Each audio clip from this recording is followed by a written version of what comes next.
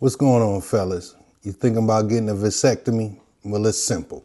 Let me walk you right through it. All right. So I'm at Walmart yesterday, standing in line, ready to check out. And there was this guy in front of me. And somebody else walked up, one of his buddies. They got to talking. He said, "You mind?" I said, "Go ahead. You only got one item. You can go ahead and go in front of me." So they was talking about how many kids they got and whatnot, and how child support tearing their ass up. And so the one guy says to the other guy, "I'm going to get a vasectomy." And the other guy, boy, he started laying into him, telling me his equipment ain't going to work. He going to be shooting blanks. And by the time he got done talking to dude, I was sitting there laughing in tears. So I thought I'd make this quick video to clear up any misconception anybody's having if they're thinking about getting a vasectomy. All right, let's get right into it. There's 3 simple steps to getting a vasectomy.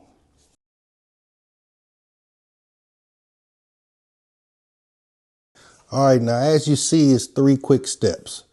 Your urologist, your consultation, and your surgery. Now, first of all, you got to find a urologist. So basically, you get in touch with your insurance. They give you a list of urologists in your network, and you do your research and pick one. Nowadays, you can do it all online. And also at this point, they could tell you if you got any out-of-pocket costs, your copay. Mine was $20, but I got mine done back in 1997, so it might be a little bit more, but not much. So you give them a call and tell them you want a vasectomy, and they're going to schedule you for a consultation. All right, so you arrive for your consultation. They call you in a room, and immediately the first thing they're going to ask you if you're married. Because if you're married, you have to get permission from your spouse in order to get the surgery done. You know, they give you a form, you got to take it and get it notarized. And when you come back for the surgery, you ain't got that form, they sending you right back out the door. Next up, he'll explain briefly how the procedure goes down, or he'll either have you watch a video. Basically, they're just telling you where to cut your hairs off at on your testicle sac. And they're going to tell you to bring a jock strap in for a little extra support for when you get your surgery done. And also to buy a couple bags of frozen peas, because you might have to apply that to keep the inflammation down. Also, they'll tell you to pick up some over-the-counter pain meds, some Tylenol, ibuprofen, whatever you prefer. But the main thing they want to get across to you is that this is a permanent decision. Yeah, they have some surgeries where they can reverse a vasectomy, but they can never guarantee the flow of sperm is going to return. So you need to sit down and think to yourself and talk to your spouse about, is this something y'all really want to do? Because for the most part, it's permanent. Now, shit, me on the other hand, I had 4 kids and child support was tearing my ass up. I ain't want no more kids. You know, you got to think about maybe you meet somebody down the line if they want kids. If I met somebody that wanted kids, they was not the person for me. I don't care if I hit the lottery, if I was a millionaire, I don't want no more kids. So you think about that for yourself. All right, next step. All right, now, so you arrive for your surgery. They take you back to the room. And I remember vividly, it was where I went. It had 5 doors on the left side of this hallway, 5 doors on the right. I think they stuck me maybe in the 3rd door on the right. So the nurse says, get undressed from the waist down and lie on the examination table. So she'll come back in, and this is hilarious. So you're laying there on the exam table. So she'll come in, and the first thing she does is she tapes your penis up towards your belly button with a piece of tape, saying, we want to get this out the way. We don't want it in the way when we get started. So then she'll put a little iodine on your testicle sac, prepare you for when the doctor come in, right? And she says he'll be in shortly. Man, so I'm laying there, right? I'm laying on my back. I got my junk strapped to my belly button, up towards my belly button. And in the meantime, she had rolled in this tray of tools. So I happened to look over there at that tray of tools, and boy, I remember it like yesterday. Man had like some scissors and a scalpel, but it was this curved knife, right? And on the inside of the curve, it had these jagged edges. And I'm like, man, what would happen that he would have to use that? Boy, it took everything in me to not jump up out that table and run the hell out of there. But you know, I'm like, shit, I got 4 kids. I'm paying all this money in child. Let me lay my butt on back down, right? So when a doctor comes in, the first thing he does is numbs you up. So basically, it's similar to the dentist when you get numbed up. I would say the dentist is way worse because, you know, that's hard gums they shooting into. Well, down there, it's just loose skin. You know, the dentist is 10 times. You can handle the dentist getting numbed up. You can handle this. It's simple. All right, so now the actual surgery begins. So take a look at this diagram. Now, if you look at the bottom left side of the diagram, on the left bottom, you'll see your testicles. Now, sperm leaves out of there, go up that tube. If you follow the green arrows, that's called the vas deferens tube. The sperm goes around and it mixes with the fluid from your prostate.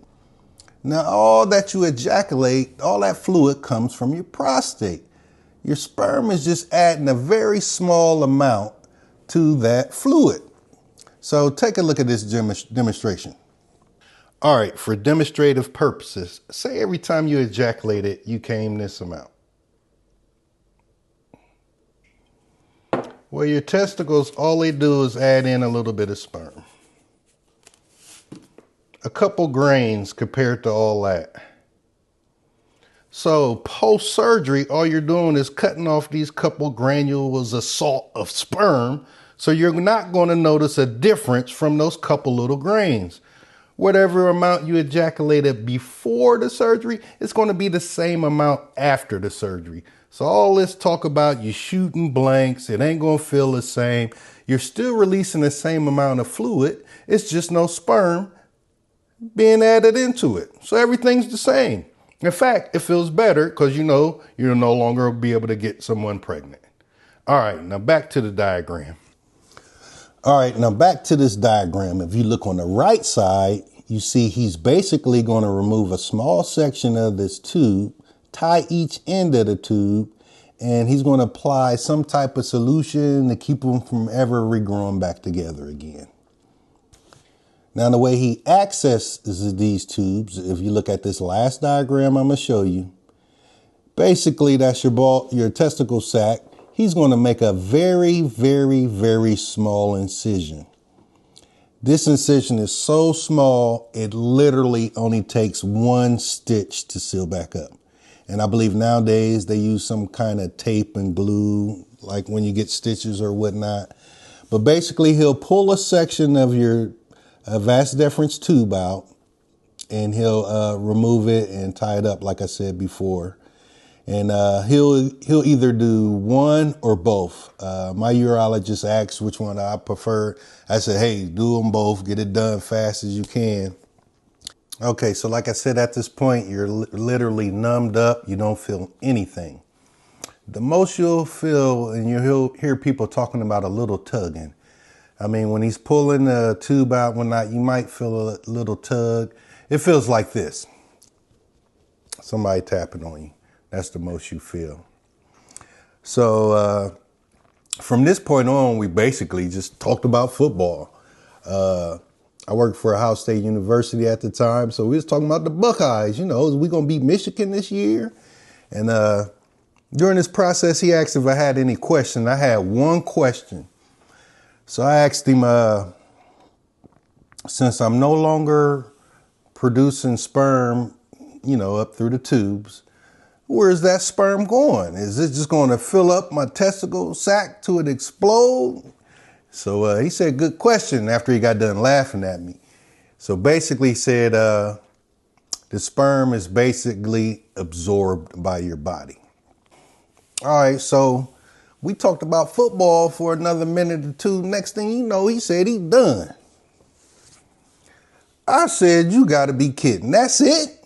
I mean, it ain't take no more than 10 minutes, 15 minutes top. Boy, I couldn't believe it. So as he wrapping up and everything, he says, while you're getting dressed, I need to tell you something very important. And this is the most important thing he said during this whole video. He says the next 30 times you ejaculate, you're going to have live sperm. So be prepared to take care of yourself. So he said before I get out of there, he's going to give me a sample cup, basically a little cup with a lid on it to provide him a sample after you have sex 30 times. So basically, you know, if you're a young gunner in your 20s and you have sex 2-3 times a day, you can bring your sample back in a week or two.